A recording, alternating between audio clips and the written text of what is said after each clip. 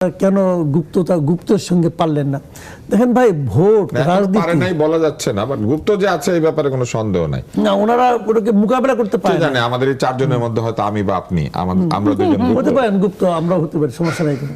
কিন্তু আমার কথা হলো কি, ভোট রাজনীতি এখানে ভাই, এটা তো যার যার রণকৌশল, যার যার স্ট্র্যাটেজি। আপনি তার সঙ্গে স্ট্র্যাটেজিক্যালি আপনি হেরে গেছেন, এটা হলো রিয়েলিটি।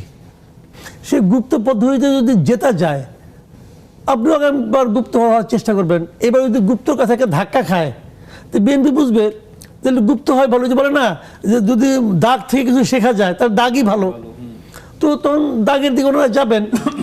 কিন্তু কোশ্চেনটা হলো কি, রাজনীতির গুপ্তায়ন কি ভালো? গুপ্তায়নটা আপনি পছন্দ না করতে পারেন, কিন্তু যদি ভালো কিছু যদি আসন আসে, অসুবিধাটা কি?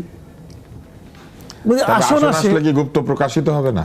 আপনি নিজেকে হার্ড বানায় ফেলবেন যে আপনি কাউকে বিশ্বাস করবেন না একটা সময়। এখানে নৈতিকতা প্রশ্নটা খুব জরুরি না, জরুরি হলো জয়ের প্রশ্নটা। আপনি যে ব্যাটটা যে হাত দিয়ে গোলটা দিল, ওটা কি নৈতিক না অনৈতিক, না ফলটা কি বলেন? ম্যারাডোনা কি পরবর্তী সময় কখনো স্বীকার করছে আমি অনৈতিক ভাবে গোলটা করেছে? বলেছে হ্যান্ড অফ গড। না, আমি বলেছি আমি অনৈতিক ভাবে গোলটা দিয়েছি, সে বলেছে। লোকে কিন্তু মনে রাখবে সে গোলটা দিয়েছে। That is the point. এখন অনৈতিকতার কথা বলে লাভ নেই ভাই। এই অনৈতিকতা হলো আপনার এখন অক্ষমের একটা অজুহাত, ভাই পারেন নাই। That is the point. এবং মানুষ ওইটাই মনে রাখবে যে ডাকসুতে এরা এতগুলি আসনে জিতছে, ওইটাই মনে রাখবে। এবং জেতার সময় আপনি কি কি করছেন, ওই সময় কি কি করা প্রয়োজন ছিল, এটা তো তাদের স্ট্র্যাটেজি। মেয়েদের হলে জিততে হলে শিবিরকে কি করতে হবে, এটা শিবিরের স্ট্র্যাটেজি, যে কাজে লাগছে। আপনাদের স্ট্র্যাটেজি কাজে লাগে নাই, আপনি লাগাইতে পারেন নাই কাজে। আমরা হাহতাশ করতেছি যে মেয়েরা কেন শিবিরকে ভোট দিচ্ছে, এটা তো মেয়েদের লস হয়ে যাচ্ছে বলতেছি আমরা। কিন্তু আমি কি আমার মেয়েকে থামাতে পারছি? তার মানে টেকনিক্যালি আমি ফেল করছি। বাস্তবতাকে আগে মেনে নিতে হবে, মেনে নিয়ে তারপরে আপনি নতুন স্ট্র্যাটেজি করেন। কিন্তু আপনি কি কারণে হারছেন? যে পরীক্ষায় প্রশ্ন কঠিন হয়েছে, সিলেবাসে বাইরের থেকে প্রশ্ন হয়েছে। আরে সিলেবাসে বাইরের প্রশ্নতে কেউ ফার্স্ট হয়েছে, কেউ তো হয়েছে, আমি হইতে পারি না, এটা আমার সমস্যা। এইটা যতক্ষণ মতো আপনি উপলব্ধি করতে না পারবেন, এরকম হয়ে গেল না যে ধরেন পরীক্ষায় ফার্স্ট হওয়ার জন্য কেউ নকল নিয়ে গিয়েছে, আপনি বললেন যে নকল করে তো হইলে কি হবে? নকল যদি ধরা না পড়ে তাহলে ওইটাই ঠিক আছে।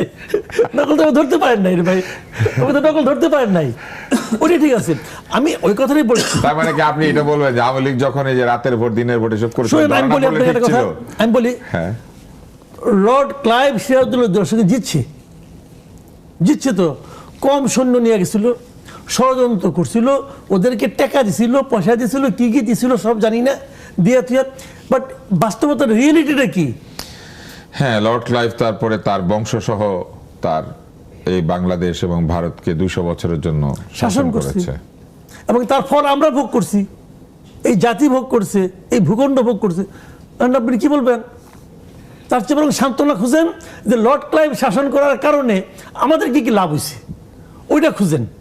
আমাদের এখানে রেল লাইন আসছে, অমুক আসছে, তমুক আসছে তো রে ভাই, ওইভাবে সান্ত্বনা পাবেন। এমনি তো আসতো, মানে মুঘলরা যদি তুরস্ক থেকে কামান আনতে পারে, কিংবা ধরেন ওইটা সান্ত্বনা খুঁজবেন আপনি, বললাম তো বিরিয়ানি আনতে পারে, তুরস্ক থেকে যদি তুষার ভাই, এইটা আমি তো আগে বললাম তাজমহল বানাইতে পারে, রেল লাইনও কিনে আনতো। আমি তো এটাই বললাম যে আপনারা পৃথিবীর সব দেশের রেল লাইন আপনারা এখন সান্ত্বনা খুঁজবেন, সান্ত্বনা খুঁজবেন, বুঝছেন? সান্ত্বনা, আমরা সান্ত্বনা খুঁজবো। আচ্ছা ঠিক আছে, সান্ত্বনা নিয়ে থাকেন। হারছেন রে ভাই, ভোট জামাতের বেশি ভোট থামাইতে পারেন নাই। এটা হলো গিয়ে পলিটিক্যালি জামাত উইন করছে, মরালি হয়তো আপনি দিচ্ছেন। আমি তো ভেবেছি যে আমরা ঔপনিবেশিকতার বিরোধী, আমাদেরকে বলেছেন, আসলে আপনি বিএনপি কে বলেছেন। আপনি মনিয়াপার দিকে তাকিয়ে বলবেন, মনিয়াপা এগুলা কি বলে? আপনাকে আয়না মনে করেছি, ওখানে দিয়েছি, রিফ্লেক্ট হয়ে ওখানে গেছে, কি বলছেন? রিফ্লেক্ট হয়ে এদিকে আসবে, বুঝছেন না? আজকে হলো সে ফুরফুরে, কারণ গুপ্ততা যদি বলতে কিছু থাকে তার মধ্যেও তো থাকতে পারে। আপনি কতক্ষণ আগে বললেন না, আমরা ছোটবেলায় একটা গান শুনতাম যে চুল পাকিলেই লোকে হয় না বুড়ো, 60 বছরে। হ্যাঁ, তারপর ছিল আসল প্রেমের বয়স এই তো শুরু।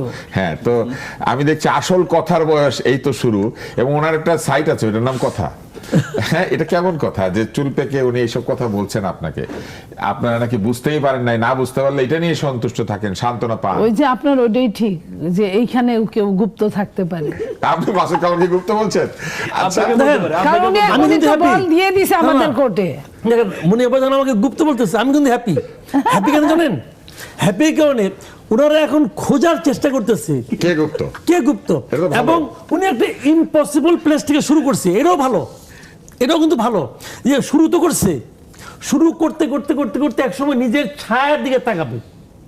আমার ধারণা ওনার দলের এখন ছায়ার দিকে তাকানোর সময় হয়েছে, যে ওই ছায়ার মধ্যে কে কে গুপ্ত আছে।